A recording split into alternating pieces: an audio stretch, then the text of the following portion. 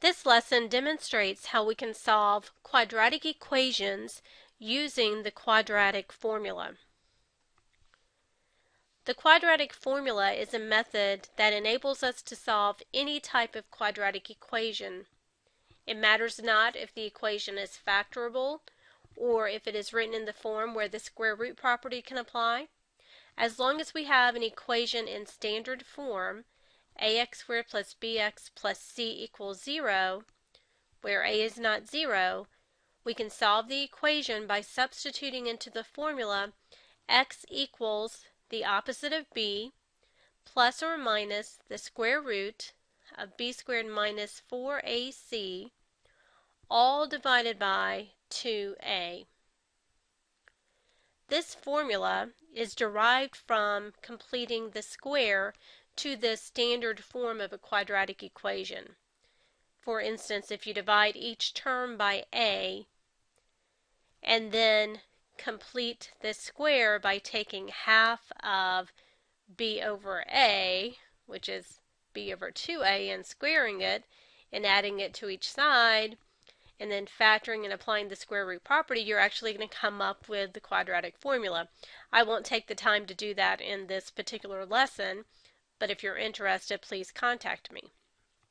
So it really is a matter of working to get the equation in this standard form, then identifying the values of a, b, and c, and substituting into this formula. This is a formula you need to commit to memory. You can Google this formula and find some creative songs and different methods to help you remember it, but it is one that you do need to know and be able to apply come final exam and midterm time.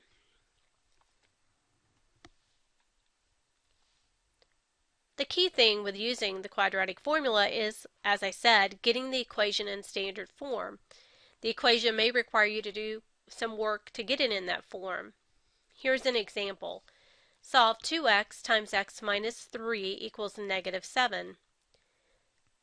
The first thing we need to do is distribute on the left to get 2x squared minus 6x equals negative 7.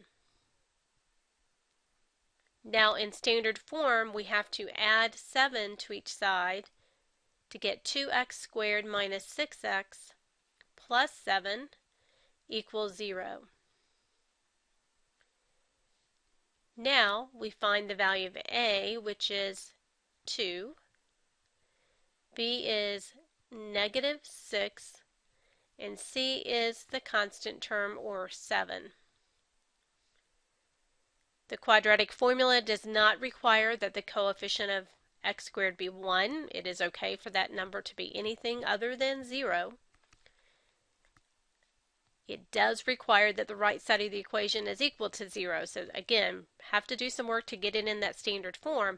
Now that we know the values of a, b, and c, we're going to substitute into the opposite of b plus or minus the square root of b squared minus 4ac, all divided by 2 times a. Substituting, we take the opposite of negative 6 plus or minus the square root of negative 6 squared minus 4 times a, which is 2, times c is 7. And that's all divided by 2 times a, or 2 times 2. Simplifying is probably the most difficult part. The opposite of negative 6 is 6 plus or minus the square root of negative 6 quantity squared is positive 36. Be careful with the signs. Minus 4 times 2 times 7 is negative 8 times 7, or negative 56, divided by 4. Simplifying, we get 6 plus or minus the square root of negative 20 divided by 4. The square root of negative 20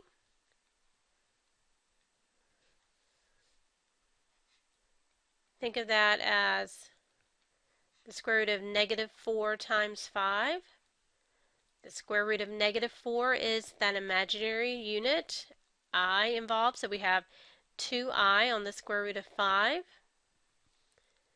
So this simplifies to be 6 plus or minus 2i on the square root of 5, all divided by 4. Now each of these terms in the numerator together with the denominator share a common factor of 2. We can simplify this quotient by dividing each of those by 2. 6 divided by 2 is 3, plus or minus 2 divided by 2 is 1. So I on the square root of 5 over 4 divided by 2, which is 2. So the solution set is 3 plus or minus I on the square root of 5, all divided by 2.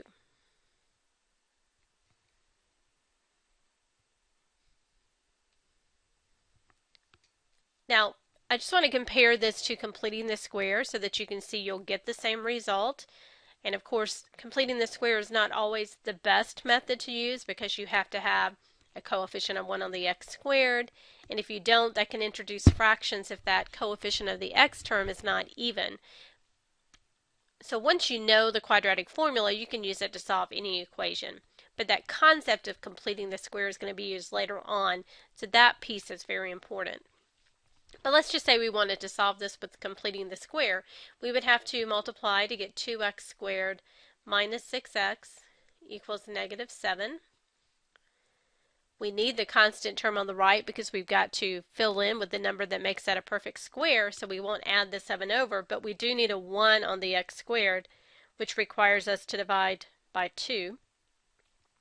This gives us x squared minus 3x equals negative 7 halves. Then if I take half of the negative 3 and square it, I get positive 9/4, which is added to each side.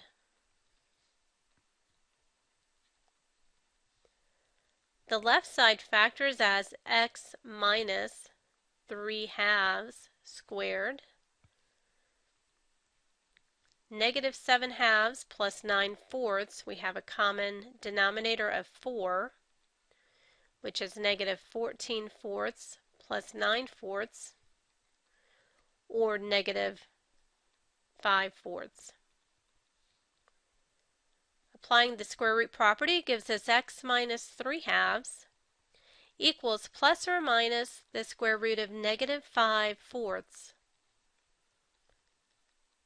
So we get x equals 3 halves plus or minus the square root of negative 5 is I on the square root of 5 divided by the square root of 4, which is 2. Those can be combined to be 3 plus or minus I on the square root of 5 all over 2. So you notice that we get the same solution, we just don't have to go through these tedious steps if we apply the quadratic formula.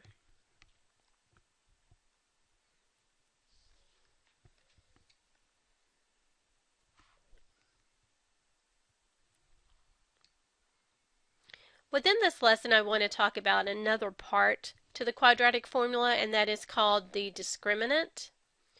The discriminant is the radicand within the quadratic formula. It is that b squared minus 4ac, the expression inside the radical. That numerical value is called the discriminant. The discriminant serves a purpose. It determines the types of solutions that the quadratic equation will have.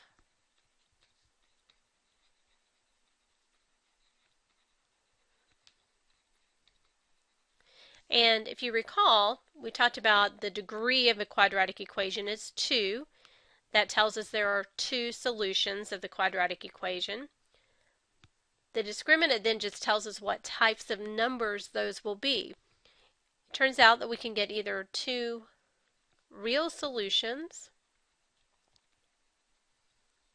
1 real solution, I know I just said there are two, but the one real solution is a repeating solution. So when it is counted, we actually count the times that it repeats.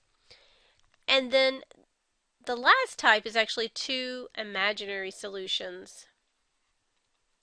Two complex solutions like we just saw in the example that we worked. So there will be either two real solutions, one repeating real solution, or no real solutions, or two imaginary solutions. Those are the same.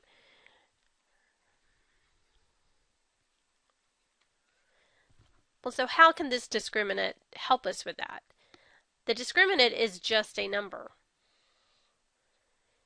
And so a number can only be one of three things. It can either be positive, 0, or negative.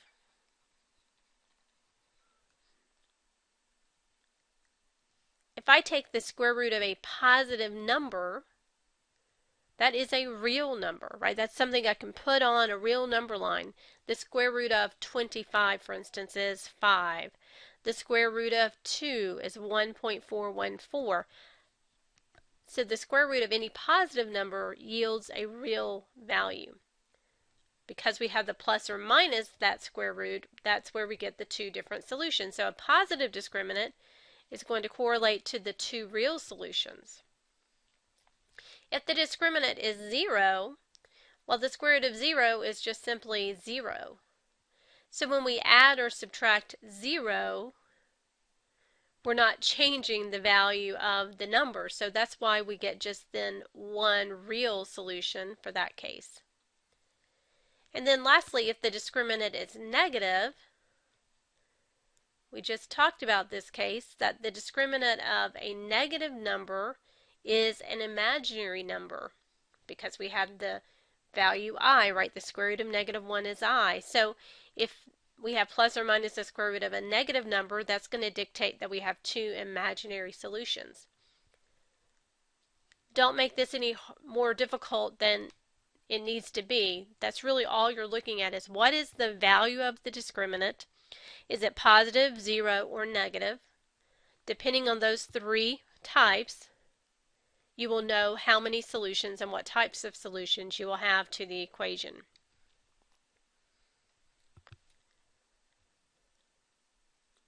So we'll start again with b squared minus 4ac is 0 with one real solution. Let's look at this case. If I have x squared minus 10x plus 25 equals 0, when I find the discriminant b squared minus 4ac, which I can do in this case because my equation is in standard form, b is -10 squared minus 4 times a is 1 and c is 25. -10 squared is 100 minus 4 times 1 times 25 is 100. The discriminant is 0. That means we should just get one real solution, and we do, because if we actually then try to factor this or solve this equation, x squared minus 10x plus 25 factors as x minus 5 times x minus 5 equals 0. If we set those factors equal to 0, they're the same, so we don't have to do it twice. We get x equals 5. So this is where we have one repeating real solution of 5, and we knew that because the discriminant is 0. Another case where the discriminant is positive, consider this, x squared minus 9 equals 0. To find the discriminant, I need the equation in standard form, which it is. The value of a is 1. B in this case is 0 because there is no middle term, right? There's no x term, no linear term. And the constant term is -9. Substituting into b squared minus 4ac gives us 0 squared minus 4 times 1 times -9. 0 squared is 0. -4 times 1 times -9 is plus 36 or 36. This is a positive number, which tells us we should have two real solutions. Solving this equation, x squared minus 9 equals 0 is the difference of two squares. We can factor that as the product of conjugates. X minus 3 times x plus 3 equals 0. Setting each factor to 0 yields x equals 3 or x equals negative 3. So the solution set consists of two real solutions. And lastly, b squared minus 4ac being negative gives us two imaginary solutions. We've actually seen this already, but here's another example. X squared plus 3x plus 5 equals 0. It is in standard form. The value of a is 1, b is 3, and c is 5. b squared minus 4ac is then 3 squared minus 4 times 1 times 5. This simplifies to 9 minus 20, or negative 11. The discriminant is negative, which tells us we should have two imaginary solutions. If we actually go through the steps of solving the equation, x would be equal to the opposite of b, or the opposite of 3, plus or minus the square root of that discriminant, right, b squared minus 4ac, which we just found to be negative 11, all over 2 times 1, or 2. So the square root of negative 11 is I on the square root of 11 all over 2. So those are two imaginary solutions, which again we know because the discriminant was negative.